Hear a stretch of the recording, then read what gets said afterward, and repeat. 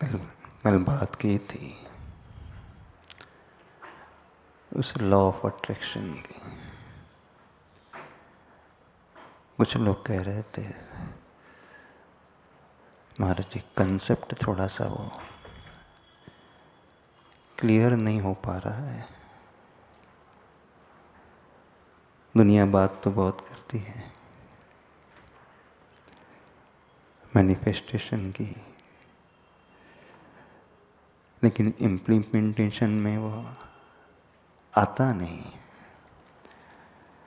जब कोई समझाता है, एक्सप्लेन करता है, बतलाता है, सुनने में बहुत अच्छा लगता है।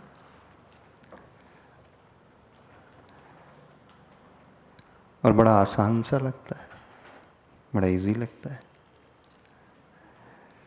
हम जो चाहते हैं अपनी लाइफ में, हम उसके बारे में सोचना शुरू कर दे तो हमें मिलता चला जाएगा।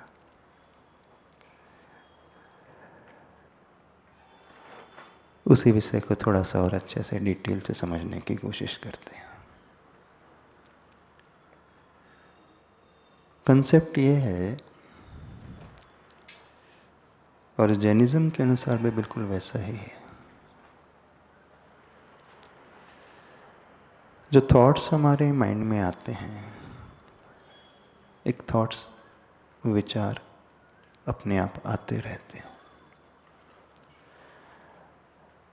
और कुछ हमें लाना पड़ता है। जो थॉट्स आते रहते हैं उसके बारे में हम ज़्यादा कुछ कॉन्शियस माइंड से भी एकदम बदल नहीं पाते हैं, लेकिन जो हम अंतरंग से चाहते हैं, डिवोशन के साथ उसके बारे में हम सोचना सीखें,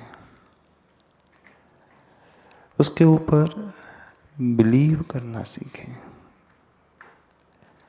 उसे फील करना सीखें, उसे विजुलाइज करें और अकॉर्डिंगली एक्शन अपनी लाइफ में करें। 4-5 स्टेजेस हैं, उसके माध्यम से बड़े इजीली आप समझ सकते हैं। बहुत सारे डॉक्टर्स ने इसके ऊपर रिसर्च भी किया। साइंटिफिकली यदि अथवा साइकोलॉजिकली हम उसे समझने की कोशिश कर रहे हैं तो पहली स्टेज आती है अथवा पहली टेक्निक आती है, मूवर्स उसे आप नाम दे सकते हैं। हमने एक रिसर्च के बारे में पढ़ा था, एक लेडी डॉक्टर ने बड़ा अच्छा रिसर्च किया और उसने उसका नाम मूवर्स दिया, MOVERS। M for meditation and mindfulness, O for oxygenation, V for visualization, E for exercise, R for reading affirmation, and S for scripting, writing, S for speaking, S for seeing। कल हमने आपसे कुछ और भी कहा था, कुछ ब्लॉकेजेस होते हैं, वो ब्लॉकेजेस के कारण जो हम सोचते हैं उसे अचीव नहीं कर पाते। तो उस ब्लॉकेज को यदि हम ओवरकम नहीं करेंगे तब तक हम उसे पा नहीं पाएंगे।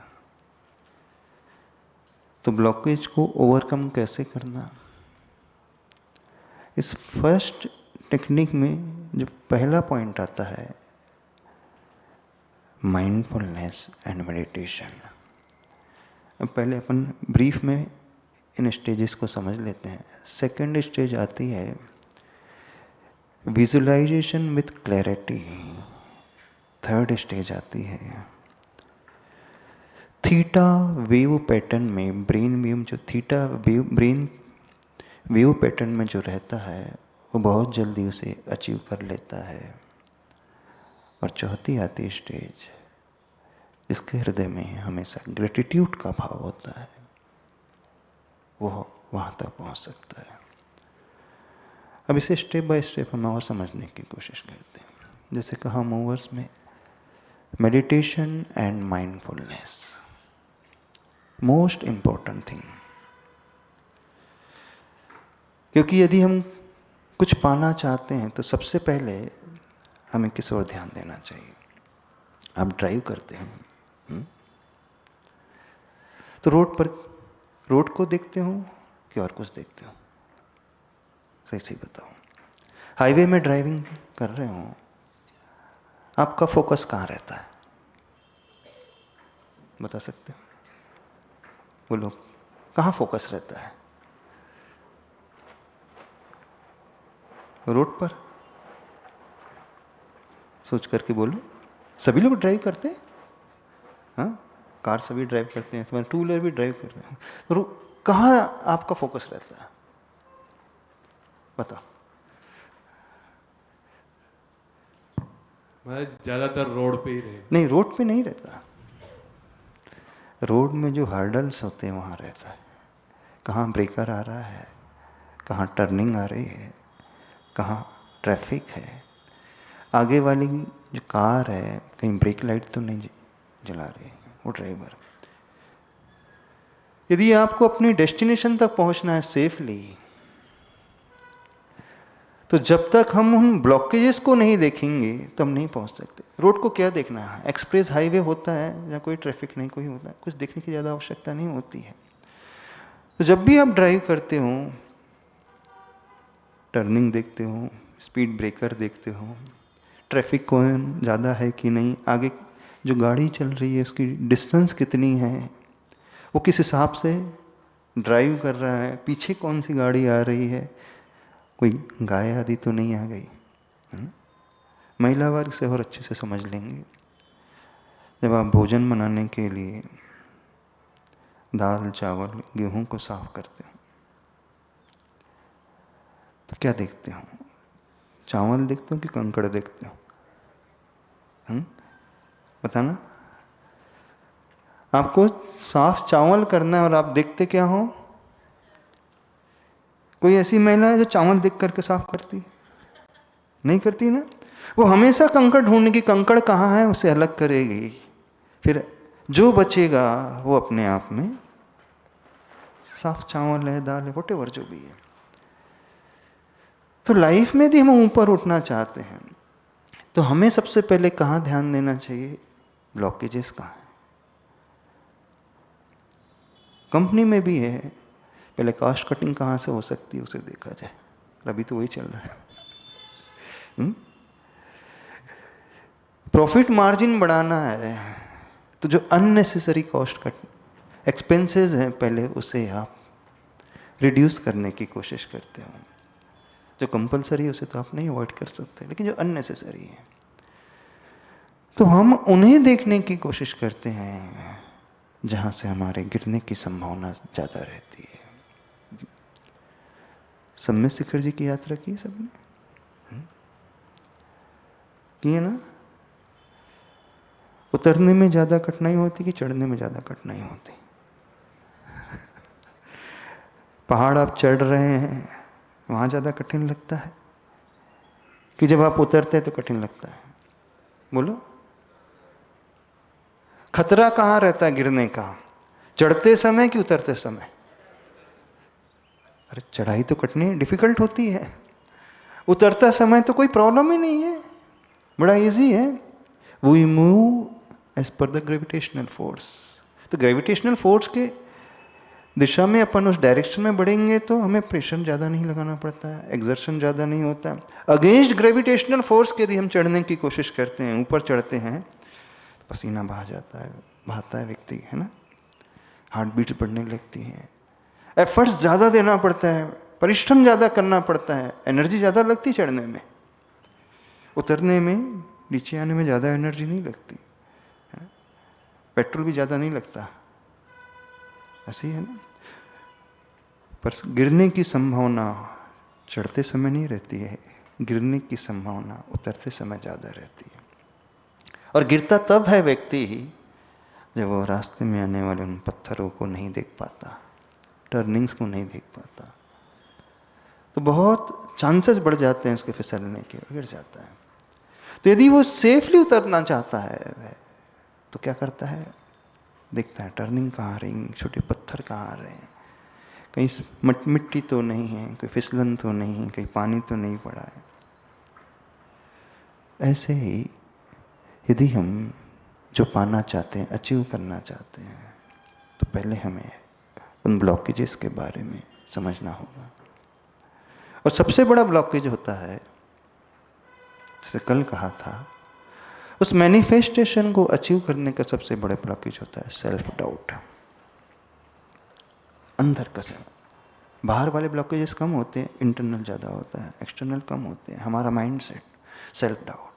और उस सेल्फ डाउट को यदि ओवरकम करना चाहते हैं तो उसका सबसे अच्छा रास्ता है माइंडफुलनेस प्रैक्टिस और मेडिटेशन। कई लोग क्वेश्चन करते हैं, हम फोकस नहीं रह पाते, हम बहुत जल्दी डिस्ट्रैक्ट हो जाते हैं, बहुत जल्दी डिस्ट्रैक्शन आ जाता है, पढ़ने बैठते हैं मन कहीं और चला जाता है, कोई भी एक्टिविटी कर रहे हैं, एक्टिविटी तो करते रहते हैं, मन भटकता रहता है। और स्पेशली धर्म के क्षेत्र में पूजा करते रहते हैं, जाप देते रहते हैं ना, माला फेरते रहते हैं, और मन कहाँ, मन तो मंदिर में नहीं रहता, भगवान में नहीं रहता, मंत्र में नहीं रहता, कहाँ रहता है, कहीं और रहता है। तो ये सबसे बड़ा डिस्ट्रैक्शन है, कंसंट्रेशन मेंटेन नहीं रह पाता है, और उसी के कारण वो सेल्फ डाउट आ जाता है।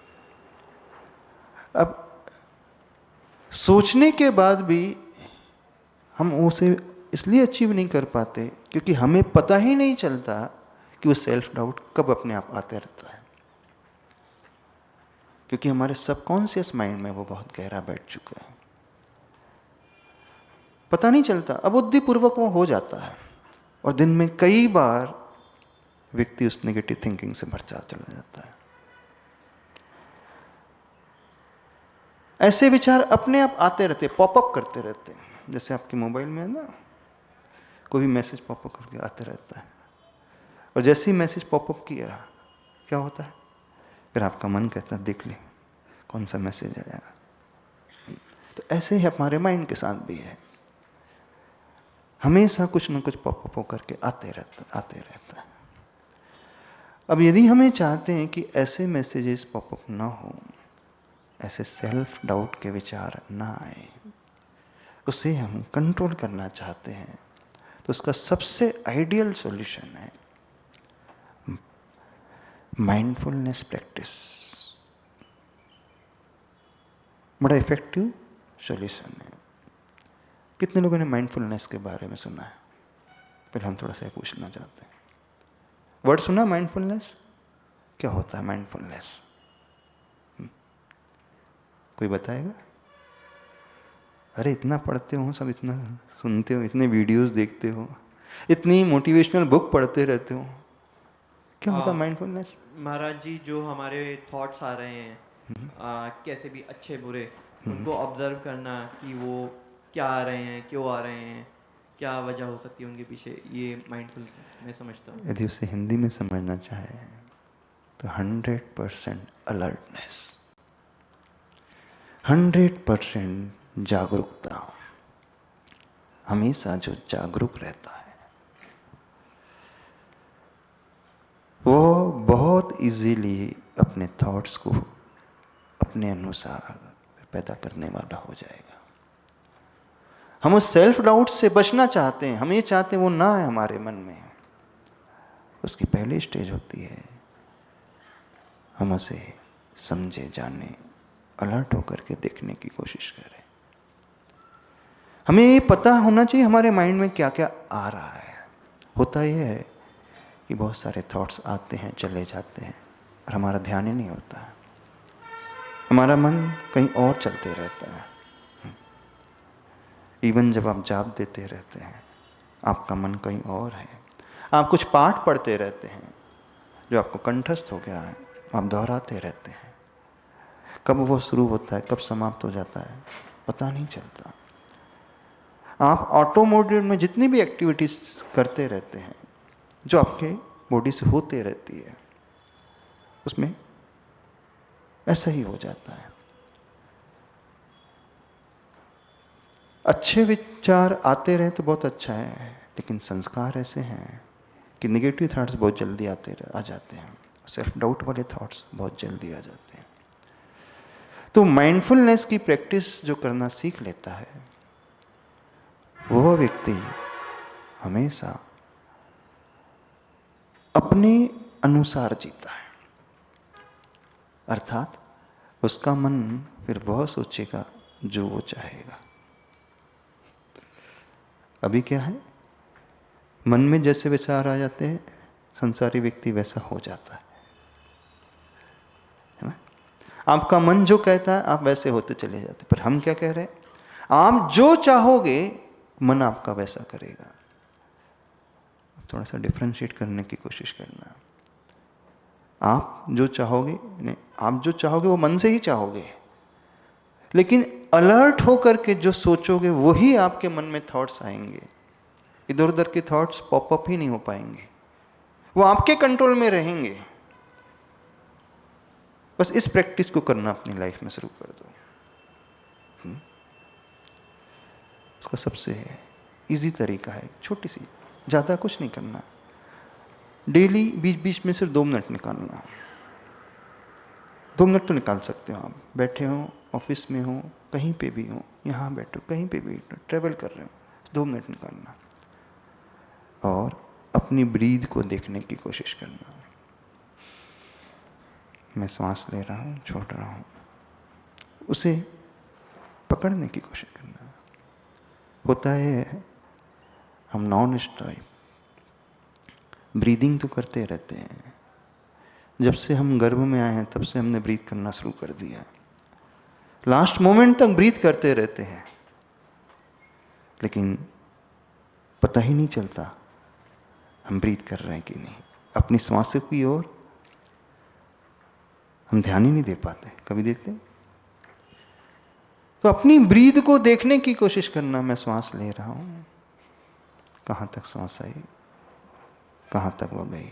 यानी माइंडफुल ब्रीदिंग की प्रैक्टिस, जिसे कहा जाता है प्राणायाम। करते हैं ना मॉर्निंग में, जब करते हैं प्राणायाम कभी आप लोग? टाइम ही कहा हमारा जी आज के लिए बिजी लाइफ में। माइंडफुल ब्रीदिंग यानी काउंट करके कि जब हम इनहेल कर रहे हैं तो कितना सेकंड लग रहा है, और जब हम एक्सहेल कर रहे हैं तो कितना टाइम लग रहा है। क्लॉक रख करके, टाइमर सेट करके देखना तो सही आखिर है। हमारे इनहेल में कितने सेकंड हैं, एक्सहेल में कितना सेकंड, और होल्ड करते हैं। वैसे होल्ड ही नहीं करते होंगे आप। प्राणायाम में इनहेल, होल्ड, देन एक्सहेल। पूरक, कुंभक, रेचक प्राणायाम जिसे कहा जाता है। पूरक मीन्स इनहेल, कुंभक जैसे कुंभ होता है, घड़ा होता है, तो श्वास को से अंदर रोक करके रखे, और रेचक यानी छोड़ना। उस टाइम को थोड़ा सा स्टडी करने की कोशिश करो, और बिना वो टाइमर के सिर्फ देखने की कोशिश करो अपनी श्वास को। तो माइंडफुल ब्रीदिंग बीच बीच में, दिन में जब भी टाइम मिले, सिर्फ 1 मिनट के लिए, 2 मिनट के लिए। खाते पीते तो बहुत कुछ हो ना, हमेशा खाते हो। माइंडफुल ईटिंग, माइंडफुल ईटिंग समझते हो? माइंडफुल ईटिंग का अर्थ what are you eating, why are you eating and how are you eating. ये 3 क्वेश्चन उठा करके सोचना। मैं क्या खा रहा हूं, और मैं क्यों खा रहा हूं, और मैं कैसे खा रहा हूं।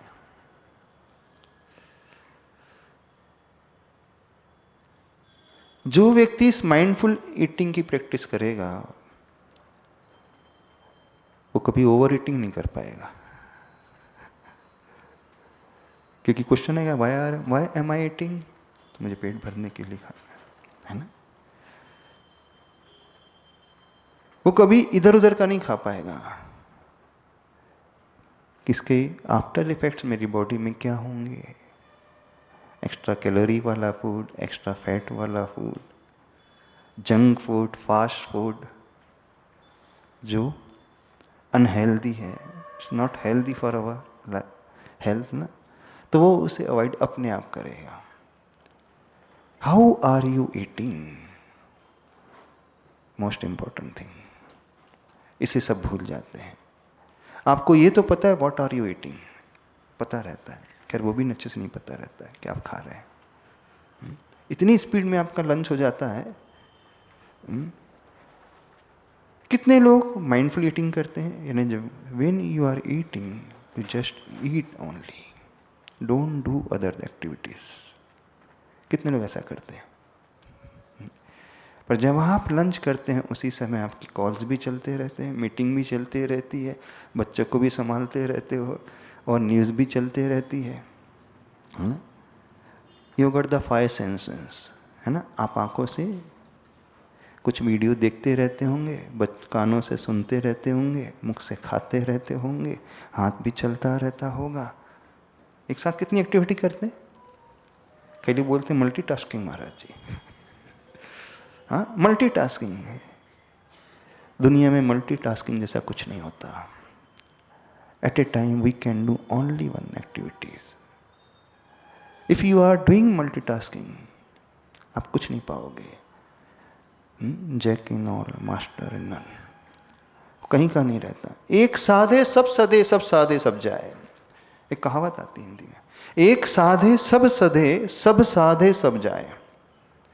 तो कभी ऐसा होता है आपने 5 मिनट्स हिस्ट्री पढ़ लिया, फिर नेक्स्ट 5 मिनट्स ज्योग्राफी, फिर नेक्स्ट 10 मिनट्स मैथमेटिक्स, फिर नेक्स्ट 15 मिनट्स केमिस्ट्री, फिर नेक्स्ट 10 मिनट्स सोशल साइंस, फिर नेक्स्ट 10 मिनट्स एंटरटेनमेंट। क्या होगा?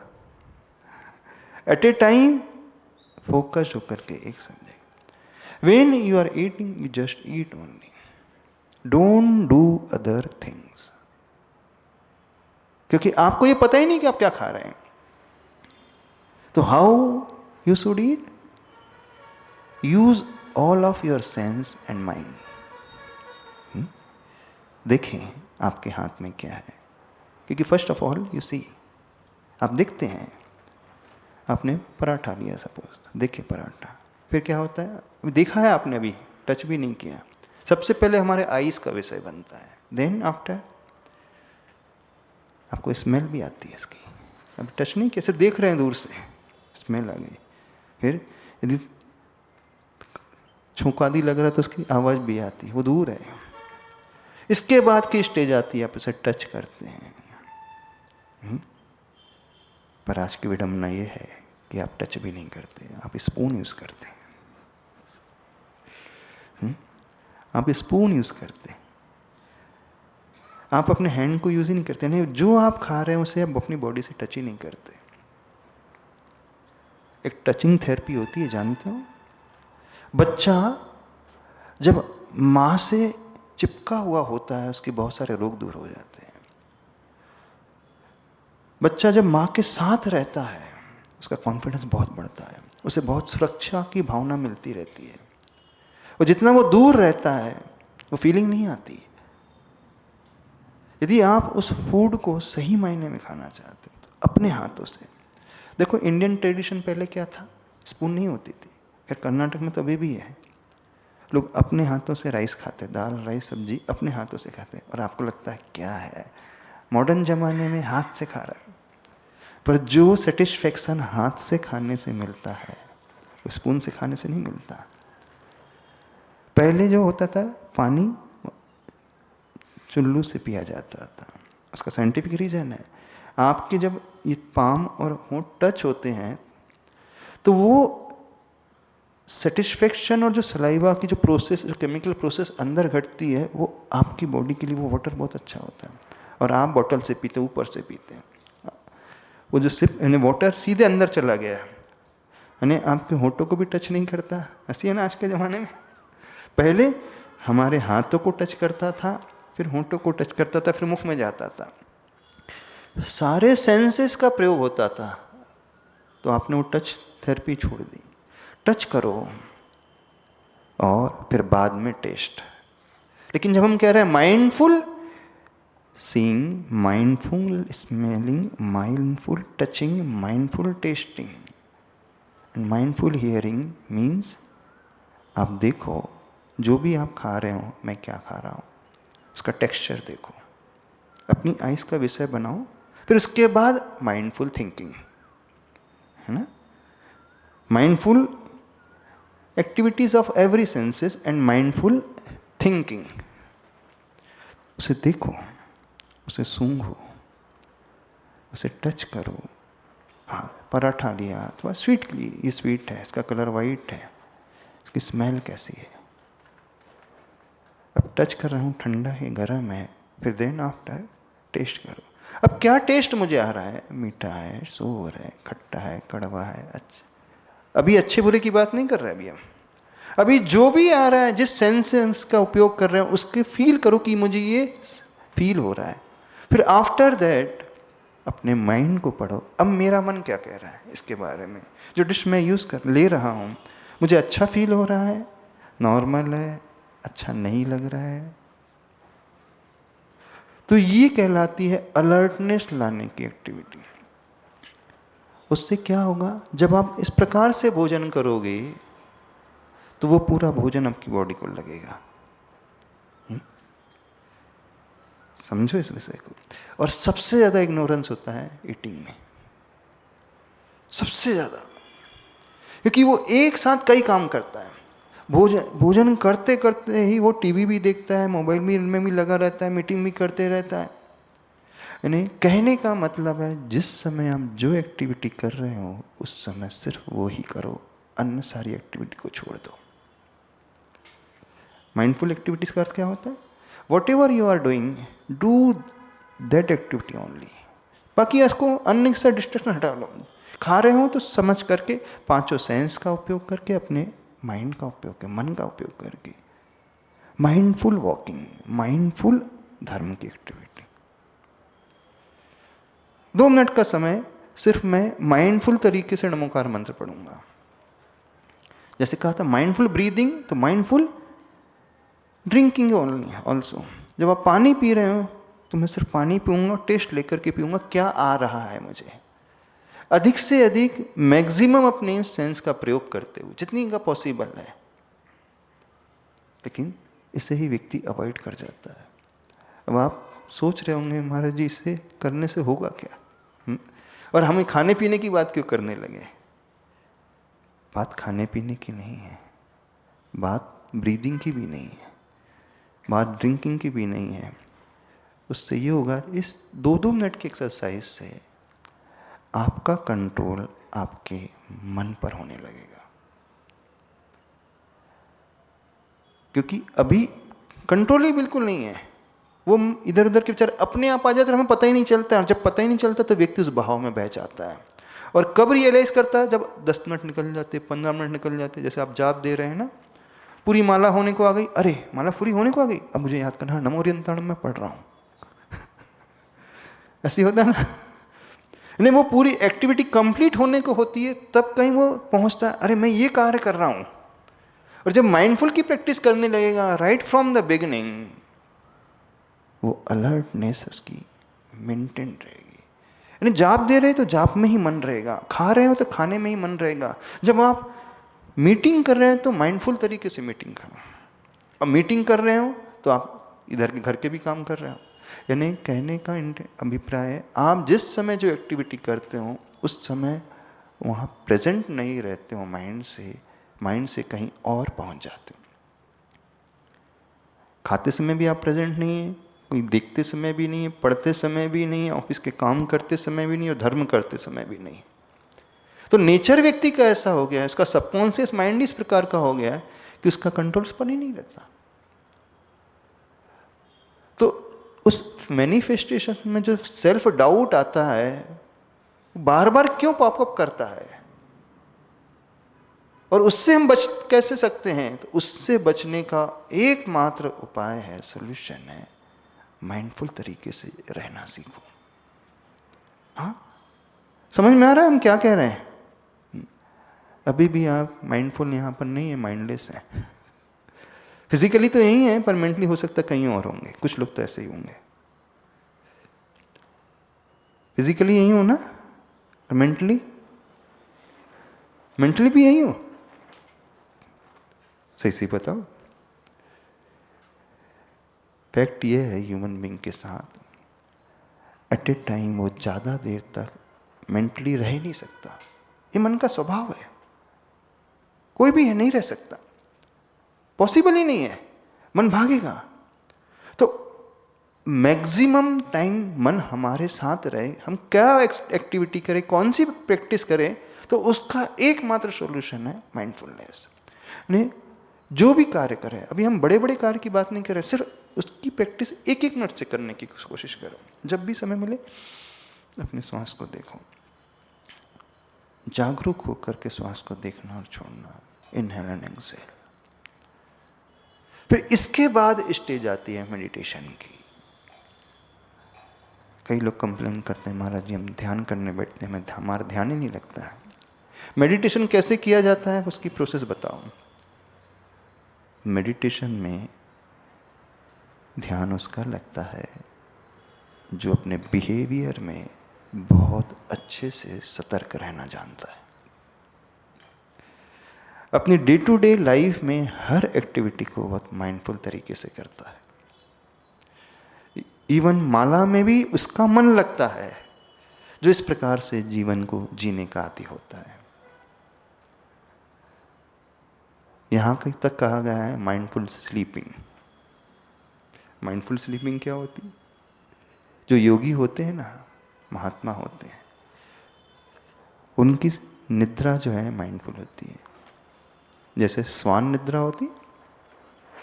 स्वान निद्रा सुनते हो?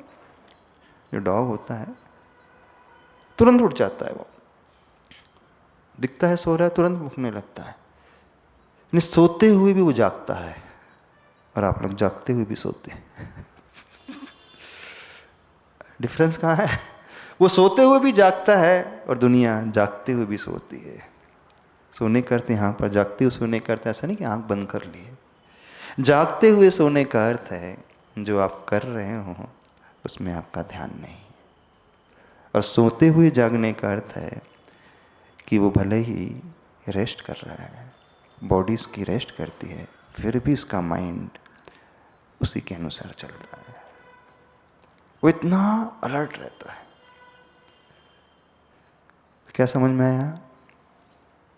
माइंडफुलनेस की प्रैक्टिस तो बड़ा इजी है। कहीं पे भी रहो, कुछ भी कर रहे हो, 1 मिनट के लिए अपनी हम उस ब्रीथ को हम देखेंगे। फिर मेडिटेशन में एक प्रैक्टिस कराई जाती है, अपनी होल बॉडी को ऑब्जर्व करना, प्रेजेंट में रहते हुए सिर्फ अपनी बॉडी को ऑब्जर्व करना, अपनी बॉडी के इंटरनल पार्ट्स को ऑब्जर्व करना। मैं श्वास ले रहा हूँ, श्वास वो ऑक्सीजन कहाँ कहाँ जा रही है मेरी बॉडी में, मेरे लंग्स में जा रही है, स्टमक में जा रही है। वो मेरा ब्लड का सर्कुलेशन हार्ट से पूरी बॉडी तक हो रहा है, स्टमक तक हो रहा है, थाइज हो रहा है, लेग्स हो रहा है, शोल्डर्स की ओर हो रहा है, माउथ की ओर हो रहा है, आइज़ में हो रहा है, ईयर्स में हो रहा है। यानी नख से लेकर शिक तक, right from bottom to top, observe your whole body. सिर्फ शांत होकर के देखने की कोशिश करो। मेडिटेशन में एक एक्टिव क्रिया होती है साक्षी भाव। आपने एक वर्ड सुना होगा, जैन धर्म में जिसे कहा जाता है ज्ञाता दृष्टा का भाव, साक्षी भाव। जो हो रहा है उसे हम होने दें, हम उसे सिर्फ जाने और देखें। तो जो जानने देखने वाला हो जाता है, वो कहाँ है? ऋषभ भैया कहाँ है? उन्होंने एक क्वेश्चन किया था कल, नहीं है? उन्होंने एक क्वेश्चन किया था, महाराज जी मैं इस दुनिया को जानूं देखूं फिर भी मैं अनअफेक्टेड कैसे रहूं, सबके साथ रहते हुए भी मेरा मन इधर उधर ना जाए। एक बहुत अच्छा श्लोक आता है, आचार्य पूज्यपाद स्वामी जी ने लिखा है अष्टोपदेश ग्रंथ में, ब्रुवन्नपि ही न ब्रूते गच्छन्नपि न गच्छति, स्त्री कृतात्म तत्वस्तु पश्यन्नपि न पश्यति। बोलते हुए भी जो नहीं बोलता है, चलते हुए भी जो नहीं चलता है, देखते हुए भी नहीं देखता है। अब आप कहोगे ये कैसे पॉसिबल है? जिसने अपनी आत्मा में स्थिरता पा ली है, ऐसा व्यक्ति बोलता हुआ भी नहीं बोलता है, खाता हुआ भी नहीं खाता है, चलता हुआ भी नहीं चलता है, कार्य करता हुआ भी नहीं करता है। बाहर से दिखता है कि वो कर रहा है, लेकिन अंदर से वो अपने में रहता है। पॉसिबल है संसार में? हाँ पॉसिबल है। कैसे पॉसिबल है? ये उसी के साथ पॉसिबल है जो व्यक्ति अपने हर वर्ड्स को सोच समझ करके बोल रहा है। जो बोलता हुआ भी नहीं बोलने वाला होगा, वो कभी रिएक्ट नहीं कर सकता, वो हमेशा रिस्पॉन्ड करने वाला होता है। आप लोग तुरंत रिएक्ट कर जाते हैं अपनी लाइफ में। कैसी एडवर्स सिचुएशन आती है, उसका कंट्रोल नहीं होता उसके मन में। जैसे व्यक्ति कषाय से प्रभावित हो जाता है, तुरंत उसे गुस्सा आ जाता है, उसे पता ही नहीं चलता। कई लोग क्वेश्चन करते हैं, महाराज जी पता ही नहीं चलता गुस्सा कब आ जाता है। हम सोचते हैं गुस्सा नहीं करना चाहिए, लेकिन गुस्सा करता थोड़ी है कोई। गुस्सा आप करते हो? नहीं, गुस्सा तो आता है ना। क्रोध करते हो? क्रोध कोई करता नहीं है, क्रोध तो आ जाता है। ऐसे ही ना। कितने लोग क्रोध करते हैं? मम्मी गुस्सा करती कि गुस्सा आता है? बताओ, आप लोगों को गुस्सा आता है कि आप गुस्सा करते हो? भानु बताना। गुस्सा आता है कि गुस्सा करते हो? ऑटोमेटिकली हो जाता है, कोई भी नॉइंगली नहीं करता है। नोइंगली नहीं करता। जैसे प्यार किया नहीं जाता, प्यार हो जाता है, ऐसा ऐसा है। ऐसा होता है। सिचुएशन पे डिपेंड करता है कि उस टाइम पे क्या सिचुएशन हुई है, क्या उस पे एक्शन का क्या रिएक्शन आया है, वो मेन। चलो हम कह रहे हैं आपसे, गुस्सा करना शुरू कर दो। जो व्यक्ति गुस्सा करेगा, क्रोध करेगा, वो अपने कभी कंट्रोल खोएगा नहीं। एग्जाम्पल दे, माँ क्रोध करती है, उसे आता नहीं, दिखता है कि वो क्रोध कर रही है, लेकिन अंदर से वो इतनी सचेत रहती है। आचार्य श्री एक बहुत अच्छा एग्जाम्पल देते थे। जब बच्चा बहुत मस्ती करता है तो माँ इतनी जोर से हाथ घुमाती है, और जैसे ही इसका गाल आता है तो एकदम रोक लेती। होता है ऐसे ही? तो जब वो इतनी तेजी से हाथ ला रही थी तो एकदम गाल आते ही रोक क्यों लेती है? इसका अर्थ है वह क्रोध कर नहीं रही थी, वो दिखा रही थी कि मैं क्रोध कर रही हूं। बाहर से दिखता है कि क्रोध किया जा रहा है, पर क्रोध नहीं है वो, क्योंकि वहां जागृति है। बिना जागृति किसका हाथ रुक नहीं सकता, संभव ही नहीं। और हाँ, दुश्मन हो तो उठ ही जाता है, हाथ चली जाता है। तो जैसे आप अपने बच्चे के साथ करते हैं, जहां गुस्सा आ जाता है वहां कंट्रोल नहीं रहता, लेकिन जहां किया जाता है वहां कंट्रोल होता है। बड़े लोग दिखता है कि डांट रहे हैं, क्रोध कर रहे हैं, क्रोध नहीं है वो पूर्ण जागरूक है कि जब क्रोध किया जाता है तो उसे पता है मुझे कब करना है, कितना करना और कब रुकना है। और जब आता है उसे पता नहीं होता, वो बह जाता है। बह जाते हैं ना। तो दुनिया में हम जितने भी कार्य सब में बह जाते हो। चाहे खाना हो तो खाने में बह जाते हैं, आपको पता ही नहीं कब खा लिया, कब पी लिया, कब भोजन हो गया, टेस्ट ही नहीं आया। फिर प्यार में भी ऐसे होता है, वो होता है पता ही नहीं चलता, वो तो हो जाता है। गुस्सा भी हो जाता है, प्यार भी हो जाता है, खाना भी हो जाता है, पीना भी हो जाता है, सोना भी हो जाता है। नहीं, हर कार्य दुनिया का व्यक्ति सिर्फ बहाव में करता है। तिनका होता है घास का, नदी के बहाव में बहता है। आप तिनके नहीं हो, इस बात को याद रखो कि जो नदी आए बहा करके ले जाए, जैसा बहाव आए उसमें बह जाओ। हम चेतना वाले हैं, जागरूक है। तो जब हम कह रहे हैं कि माइंडफुलनेस की प्रैक्टिस, अर्थात हर एक्टिविटीज को हम सजग हो करके करें कि हमें पता हो कि मैं ये कर रहा हूं, वो अनइंटेंशनली हो ना जाए। जब आप खाओ, भोजन करो, when you are eating just eat only, when you are drinking just drink only, when you are sleeping just sleep only, when you are walking just walk only, whatever you are doing, do that activity only, forget about all other activities। फिर जब आप धर्म कर रहे हैं तो सिर्फ धर्म। और परेशानी है कि आप जो करते हो उस समय वहाँ रहते ही नहीं हो, आपका मन कहीं और चला जाता है। तो माइंडफुलनेस का अर्थ है to be with that activity at that moment, physically and mentally also, to be present with that activity at that moment, बस। तो जब ऐसी स्थिति आती है तो वो व्यक्ति फिर है ब्रुवन्नपि ही न ब्रूते, वो बोलता हुआ भी नहीं बोलता। ऐसा व्यक्ति कभी भी कठोर शब्द नहीं बोल पाएगा, अपशब्द नहीं बोल पाएगा, हर्ट करने वाले वर्ड्स का प्रयोग नहीं कर पाएगा, क्योंकि उसे पता है मैं क्या कह रहा हूं। वो सिर्फ ऊपर ऊपर से कहता है, अंदर से नहीं। अर्थात एक तब पॉसिबल होता है जब हम हर कार्य को अपना कर्तव्य मान करके करते हैं, डिटैच्ड अटैच्ड हो करके करते हैं। अब हमने एक वर्ड का प्रयोग किया, डिटैच्ड अटैच्ड हो करके करते हैं, समझ में नहीं आया होगा। हाँ? अनासक्त रूप से आसक्ति रखना, डिटैच्ड अटैचमेंट रखना, इसका अर्थ समझ में आ रहा है? कोई बता सकता? डिटैच्ड अटैचमेंट, अनासक्त भाव से आसक्ति।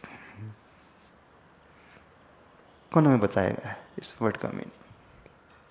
बहुत अच्छा है, जिंदगी बदल जाएगी, आपकी लाइफ चेंज हो जाएगी यदि इसे समझ लोगे आप। फिर संसार में आप रहते हुए भी नहीं रहोगे। बोलिए। नमस्ते गुरुदेव। मतलब हम जिससे अटैच हो रहे हैं उससे हम डिटेच हो सके, मतलब भावना इस अटैच तो हम हो गए जिस चीज से, पर ऐसा अगर समय आए जिससे हमको डिटेच होना है तो हम उससे डिटेच हो पाए। नहीं नहीं, होना नहीं है, सेम टाइम दोनों एक्टिविटी चल रही है, हम ये कह रहे हैं।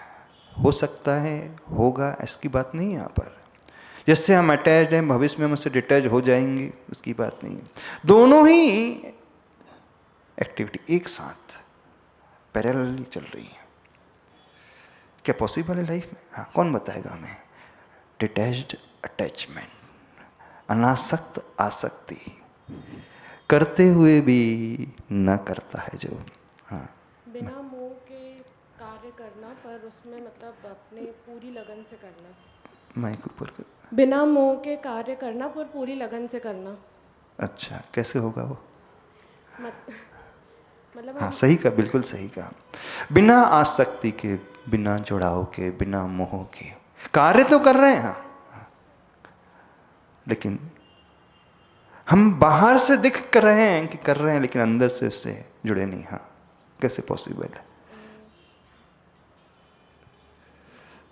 जैसे हम अपना काम करते हैं, ऑफिस का ही काम करते हैं, जैसे हम ऑफिस का काम करते हैं तो हम अपने ऑफिस के कार्य से एकदम अटैच हो जाते हैं। कई बार उसकी वजह से हम अफेक्ट होने लगते हैं, अगर ऑफिस में जो कुछ भी हो रहा है तो उस चीज़ से हम अफेक्ट ना तो कहा तो यही जाता है, जो भी काम करो डूब करके करो। सुपरफिशियल नहीं होना चाहिए। कहा तो यही जाता है, जो भी काम कर रहे हो तो आप डूब करके करो तो आनंद मिलेगा। ऊपर ऊपर के करोगे तो आप तो रोबोट बन जाओगे फिर। ऐसी धर्म कर रहे हो तो डूब करके कर रहे हो, खा रहे हैं तो डूब करके खाओ। हमने कहा आपसे, when you are eating you just eat only, forget about everything. When you are walking just walk only, when you are looking just look only, whenever you are doing particular activity do that one only, forget all other activities. तो फिर कैसे possible होगा? कैसे फंसे? देखो हम बताना चाह रहे हैं माइंडफुल एक्टिविटी क्या होती है, माइंडफुलनेस क्या होता है, क्योंकि जब तक ये नहीं आएगा हम उस ब्लॉक को ओवरकम नहीं कर सकते हैं, जो ब्लॉक हर एक के भीतर रहता है। जो वो सोचता है नहीं हो पाता है, जिस फील्ड में भी आप जो सोचते हो वो नहीं मिलता आपको, आपका कंट्रोल आप में नहीं रहता है। तो क्यों?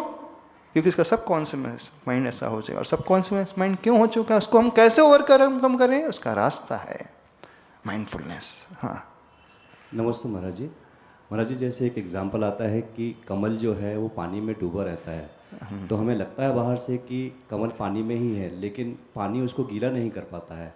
तो एक ये हाँ, तो एग्जांपल तो बहुत है, सही, बिल्कुल सही एग्जांपल दिया आपने। लेकिन रियल लाइफ में कैसे पॉसिबल है, बात उसकी है। रियल लाइफ में ऐसे हो सकता है कि जैसे बाहर से तो हम दिखाएं कि हम अटैच्ड हैं, लेकिन अंदर जो हमारा सबकॉन्शियस है उसमें हमें पता है कि हम और वो अलग हैं। पर एट द सेम टाइम हम ये भी कह रहे हैं, जो भी काम करो शिद्दत से करो, डूब करके करो, उसे ही चाहो, बाकी सबको भूल जाओ। वैसे तो विरोधाभासी है महाराज जी, हाँ, detached और विरोधाभासी attached। है, टोटली तो दोनों अपोजिट का है। साथ में रहना बहुत मुश्किल है। क्या संसार में पॉसिबल है ऐसा रहते हुए करना, जो हम कह रहे हैं कि उनसे हवाई बात कर रहे हैं? आप कह सब सोच सकते हैं महाराज जी, ये तो सब कहने की बातें हैं। महाराज जी, आपके ही पूर्व प्रवचनों से सीखा और समझा था कि डिटैच्ड अटैचमेंट ऐसे हो सकता है कि when we attach from the process but detach from the result, मतलब हम जो भी कार्य कर रहे हैं उसमें अपने 100% दें और कर्तव्य बुद्धि से सारे कार्य अच्छे से पूर्ण करें, बट उसका रिजल्ट से और अपने करते करते भी ये ध्यान में रखें कि हम अलग हैं और कार्य अलग है। कर्मण्यवाधिकारस्ते मां फलेषु कदाचन, एक गीता में एक श्लोक आता है, कर्मण में ही आपका अधिकार हो, मां फल, इन फल की इच्छा ना रखते हुए। फिर एक प्रश्न उठेगा, क्या ये पॉसिबल है कि हम काम करो फल ना चाहे? नमस्ते गुरुदेव। अगर हम साथ में वाय जोड़ते हैं कि मैं क्यों कर रहा हूँ। हाँ, हमने जो कहा प्रोसेस में डूबना है। जब देखो दोनों विरोधाभासी है, एक तरफ कहा जाता है यदि हम कुछ पाना चाहते तो डूब करके करना, और दूसरा तरफ कहा जा रहा है बिल्कुल ऊपर उठ करके करना। लग रहा है कि दोनों विरोधाभासी है, पर विरोधाभासी नहीं है। जिंदगी में यदि हम आनंद से रहना चाहते, कुछ पाना चाहते हैं, तो जिस प्रोसेस को कर रहे हैं उसमें डूब जाओ, भूल जाओ सारी दुनिया को। जब आप खा रहे हो तो खाओ अकेले, जब आप सो रहे हैं तो सो, जब एंटरटेनमेंट कर रहे हो तो एंटरटेनमेंट, जब धर्म कर रहे हो तो धर्म करो, भूल जाओ सबको। लेकिन उस प्रोसेस के बाद जब रिजल्ट जैसे मिलने की बारी आएगी, मेरी आसक्ति रिजल्ट से नहीं, जो होगा मैं एक्सेप्ट कर लूंगा, कोई विकल्प नहीं, अच्छा है तो भी ठीक है, बुरा है तो भी ठीक है। ये तब पॉसिबल होगा जब व्यक्ति सारे कार्य सिर्फ कर्तव्य मान करके करेगा, कर्तृत्व बुद्धि से नहीं करेगा। मुझे करना है, चूंकि मैंने इस कंपनी को ज्वाइन किया है, मैं मैनेजर की पोस्ट पे हूँ, तो मुझे अच्छे से देना, 100% देना है। फिर उसके बाद उसका जो भी रिजल्ट आए ठीक है, मिल जाएगा। यदि ये थॉट प्रोसेस बनाओगे तब जिंदगी में बहुत अच्छे से जी पाओगे। करते हुए भी नहीं करना, देखते हुए भी नहीं देखना। दिख रहा है कि वो देख रहा है, लेकिन नहीं, क्योंकि वो अंदर से जागरूक है, उसे पता है मैं देख रहा हूं तो मैं क्यों देख रहा हूं, मैं खा रहा हूं तो क्यों खा रहा हूं। जब मेरे मन में क्यों आ जाएगा तो फिर मैं ओवर ईटिंग नहीं करूंगा, मैं वही खाऊंगा जो मेरे लिए हेल्दी रहेगा, अनहेल्दी में नहीं खा सकता। और मैं उसी प्रकार से खाऊंगा जो मेरे मन को सेटिस्फेक्शन देगा, समझ करके खाऊंगा, डूब करके खाऊंगा। देखना, और जिस उद्देश्य को लेकर के, जिस पर्पस को लेकर के खा रहा हूं, कैसे भाव से, ये अन्न है तो इसके प्रति ग्रेटिट्यूड का भाव लाते हुए फिर देखना आपकी सारी एक्टिविटी बड़ी गजब की हो जाएगी। कुछ समझ रहे हो, नहीं समझ रहे? हम हवाई तो बातें नहीं कर रहे हैं, तरीके बता रहे हैं लाइफ में जीने का। फिर वो व्यक्ति हमेशा जागरूक रहेगा। फिर सराउंडिंग कैसी भी क्यों ना रहे, उसे क्रोध भी नहीं आएगा, क्योंकि क्रोध करने के पहले वो सोचेगा मैं चिल्लाऊं तो क्यों चिल्लाऊं, इसका इफेक्ट मुझ पर क्या होगा। मेरे अपनों पर क्या होगा, मेरी बॉडी पर क्या होगा, मेरे माइंड पे क्या होगा। यह नेसेसरी है। किसके अलावा भी दूसरा भी रास्ता है जिस रास्ते पे चल करके हम अपने गोल को पा सकते हैं। उसी बात को हम अच्छे से कह करके भी पा सकते हैं। महाराज जी, पर ये हमेशा ध्यान ही नहीं रहता ये वाली। हाँ, तो ध्यान नहीं रहता है तो वही ध्यान में बने रहे, आता रहे। तो उसके लिए तो प्रैक्टिस बता रहे हैं माइंडफुलनेस की। उसके लिए हम बता रहे हैं कि शुरुआत अपनी ब्रीदिंग से करो, अपनी ब्रीदिंग को देखने की कोशिश करो। जब आप भोजन करने बैठो, संकल्प लेकर के बैठो, 5 मिनट तक मैं देखूंगा, उसका टेस्ट को जानूंगा, उसके टेक्सचर को देखूंगा, उसकी स्मेल कैसी आ रही है, मेरे हाथ में फीलिंग कैसे आ रही है, फिर मेरा मन क्या कह रहा है, अच्छा कह रहा है, बुरा कह रहा है। नहीं, पढ़ना है, अपने आप को पढ़ो, अपने आप को ऑब्जर्व करो, अपने परिणामों को ऑब्जर्व करो। जब ये अभ्यास धीरे धीरे होता चला जाएगा, फिर ग्रेजुअली वो उसकी ड्यूरेशन बढ़ाना लगेगा। शुरुआत इसी से करना है।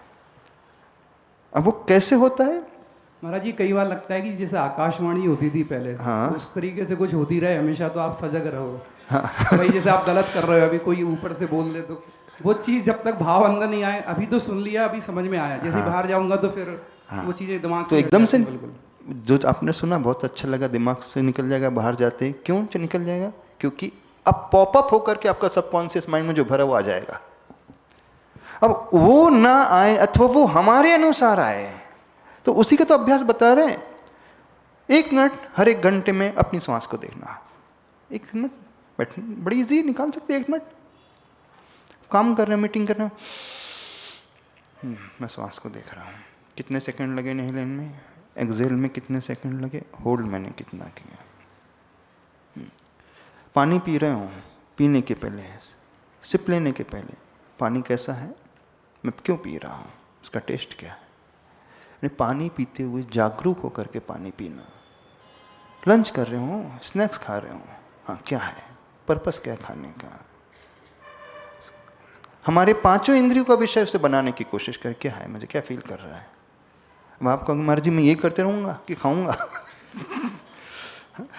अब देखना आपके मन में प्रश्न आ रहा होगा, खाते समय में ये गुणा भाग लगाते रहूँगा क्या मैं। गुणा भाग लगाने के लिए नहीं कह रहे। 1 मिनट के लिए हम अपने माइंड को ट्रेन करने की प्रैक्टिस कर रहे हैं। फिर ये होता चला जाएगा, हर एक्टिविटी में 1-1 मिनट निकालना है, तो फिर उसका सबसे बड़ा बेनिफिट होगा, फिर आपके साथ जो एक्टिविटी होगी ना, तो आपका माइंड तुरंत आपको सिग्नल भेज देगा, नहीं जागरूक होकर के देखना है। फिर कोई विपरीत परिस्थिति आपकी लाइफ में बनेगी, तो जब पहले आप तुरंत रिएक्ट करते थे, रिएक्ट करने के पहले आपका माइंड आपको सिग्नल देगा, सचेत करेगा, नहीं रिएक्ट नहीं करना, सोचो रिएक्ट करने की आवश्यकता है, क्यों करना है, और रिएक्ट करना तो कैसा करना। बाहर से रिएक्ट हो लेकिन अंदर से सजग हो। जैसे वो माँ बाहर से मार रही दिख रहा है, लेकिन अंदर से सजग है, तभी हाथ रोक लेती है वो। कोई भी माँ बहुत तेजी से अपने बच्चे को नहीं मारती, मारती हाँ तब मारती है जब उसका कंट्रोल उस पर नहीं रहता है।